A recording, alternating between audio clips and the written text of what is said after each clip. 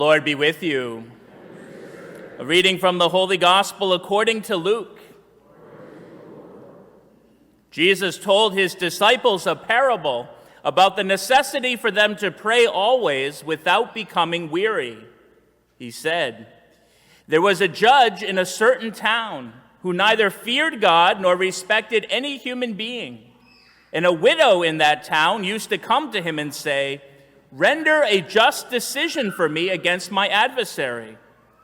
For a long time the judge was unwilling, but eventually he thought, 'While it is true that I neither fear God nor respect any human being, because this widow keeps bothering me, I shall deliver a just decision for her, lest she finally come and strike me.' The Lord said, 'Pay attention to what this dishonest judge says. Will not God then secure the rights of his chosen ones who call out to him day and night? Will he be slow to answer them? I tell you, he will see to it that justice is done for them speedily.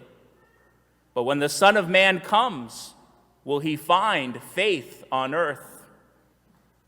The Gospel of the Lord.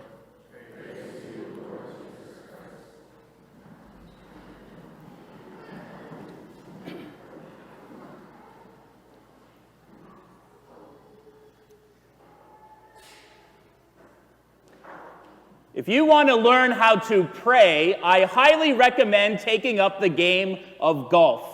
Tomorrow, I am supposed to be playing in a Mulligans for Mom golf tournament with a lot of parishioners, supports one of our local pregnancy care centers, and I have been praying all week. I'm praying mostly that it gets rained out, because I've been playing such awful golf the last few weeks that I don't want to go out there and embarrass myself again.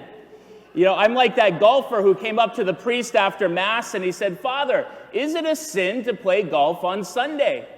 And the priest put his hand on the man's shoulder and said, "Son, I've seen you play golf. It's a sin any day of the week." The one thing that brings me comfort is to realize I don't have to go out there by myself and do it all. These tournaments, you're part of a team. And so I said, who can I get on my team so I can win? And I said, "Fred, you can be on my team." And Fred says, "I haven't played golf in 15 years. So I brought him out to the practice range. He's hitting the ball 200 yards, like 5 feet from the hole. He's going to be great. He's going to carry our team. And then the Deacon Eric, he's on my team. And Deacon Eric, he has this amazing ability. No, he hasn't been playing that great either. But no matter how bad he hits the ball, he can hit the ball 300 yards into the woods. He'll drop his club when the ball is in the air and he'll start to pray. And he'll say, "God, send the ball to the left." And without fail, every single time, the ball will bounce off 5 trees and a rock and someone's head and will land right in the middle of the fairway, a perfect shot. So if you have God on your team, how can you lose? How do you do that? I'll say to Deacon Eric. Well, I pray, and God loves me. We all need people on a team to support us. I think especially as people of faith, there might have been a time when, society and our culture supported people of faith, but that's probably not the case anymore. And so more and more now, I think we need people around us. We need a community of faith. We need good spiritual friendships. We need people who are on our team. And, even Moses was like the great leader of the Old Testament. He led his people out of slavery in Egypt. But even he needed a team. He didn't have it all together. One of the leadership traits he really lacked was he was not a very good speaker. In fact, he tries to use that as an excuse to get out of the job that God gave him. I can't speak. That's no excuse, God says. Just because you don't have a gift, well, put people around you, put a team around you who does have the gifts. And that's what Moses does. He goes to his brother Aaron, who's a great speaker, and says, "You be my spokesperson to Pharaoh." And then when he leads the people out of Egypt, the people become so numerous that Moses can't do the job all by himself anymore. And so he gets 70 elders to help him, to assist him in judging the people. And then when it comes time to lead the Israelites into battle, for example, in our reading today, when they go into battle against Amalek, it's not Moses' job to go and lead the army. That's the job of Joshua, their great general. It's Moses' job to pray for the army going into battle. And so he stands on the mountaintop that overlooks the battlefield, and he lifts his arms and he prays. He prays for the victory in battle. And as long as he keeps his arms raised, Israel has the better of the fight. But, it's a long battle. It's a long day, and Moses begins to get tired. He can't lift his arms any longer, and as he drops his arms, suddenly Amalek has the better of the fight. Well, what is he to do? Well, fortunately, he has a team, and he gets his brother Aaron and his best friend Hur, and they come along on either side of him, and they support his arms. They lift his arms on either side, and then Israel has the better of the fight again, and they keep his arms up there until Israel finally has victory. What a wonderful image for us that we need people in our life who support us like that. I'm so grateful that I have people like that. As pastor of this parish, I have a lot to do. It's a big place. A lot goes on, responsibilities. And if I was doing that all by myself, that would be a disaster. But fortunately, I have so many people, a wonderful staff here in this parish, and such great volunteers and brother priests who support me. And I am so grateful to them. They make me look good. They support me when I get tired, and they challenge me when I get complacent. And I think especially of my right hand and my left hand men, who is on the golf day, it's you, Fred, but it's going to be Deacon Eric and Father Bart is who I'm really thinking of. They're always there supporting me. We haven't gotten Father Bart out to the golf course yet, but he stays behind and he prays for us. We all need people like that. Who do you have in your life that supports you in that way? Who is like the one or two people you can count on? They're always there for you, always praying for you, always supporting you. Maybe it's a spouse or a friend or a brother. Maybe it's a parent or a grandparent, a coach or a classmate, a teacher, someone on your team from work, but you can always count on them.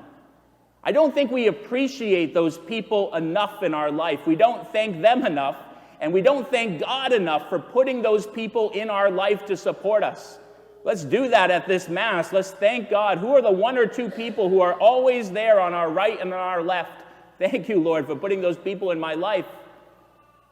We all need people like that. More and more, we need that. People who will encourage us. People who will help us keep our hands up. People who will help us keep our head up when we get discouraged. It's always good to keep our heads up, except for when we play golf. I think that's my problem. I'm lifting my head up too much.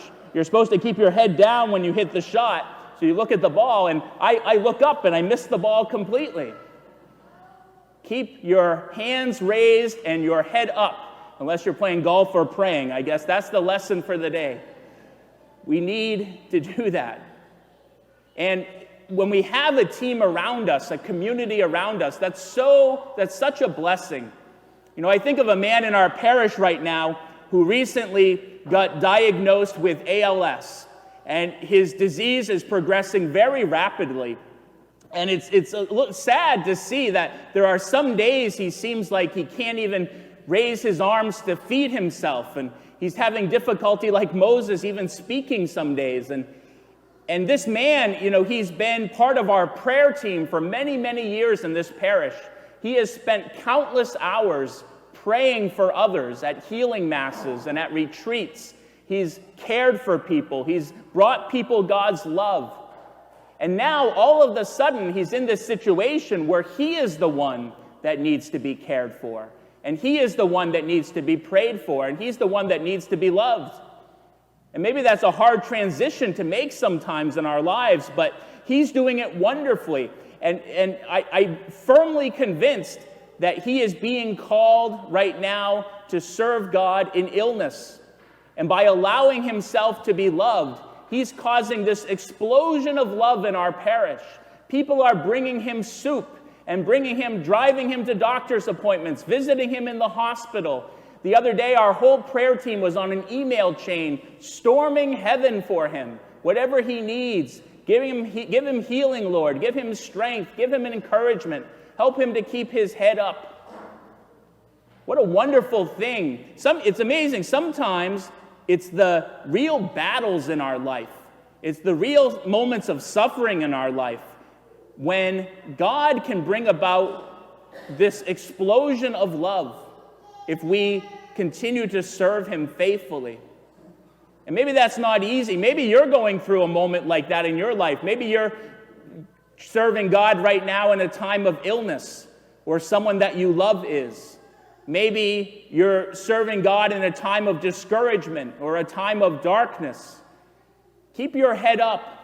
Know that God is in your life. He maybe is using you in a more powerful way than you could possibly see right now. I would like to invite you to come to our healing mass this Wednesday night. Deacon Eric and I are usually here to pray for people. There are whole prayer teams available if you'd like some more prayer. But more importantly, Jesus is here. He's always here.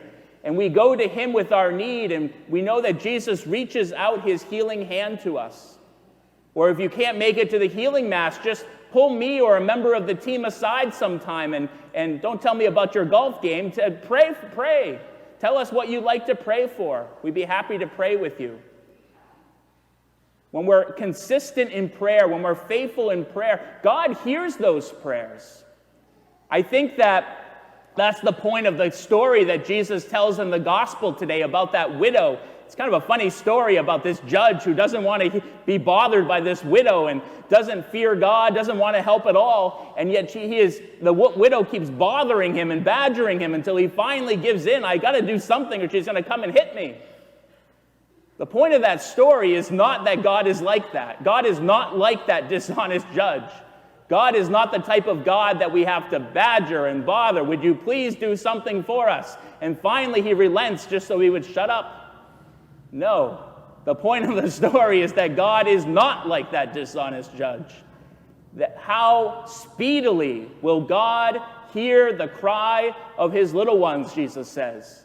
How quickly will he come to his aid, our aid? What I think Jesus is helping us to realize is that God is already on our team. God is already on our side. He wants what's good for us. Jesus Christ right now is up there in heaven at the right hand of the Father, interceding for us. The saints and angels are up there praying for us, looking down, saying, hey, God, pay attention to what that person needs. And how readily does God give it? That doesn't mean that life will go exactly the way we want or according to our plans, because life is not a game of golf. Life is a battle sometimes. But maybe what God is helping us to realize in a moment of real suffering or illness is that God can use that more sometimes to bring about tremendous love and change in our life and the people around us. However God chooses to answer our prayers, however God chooses to help us serve him, what is very clear and what Jesus promises is that if we remain faithful in our prayer, if we remain persistent in our faith, then we will have the victory.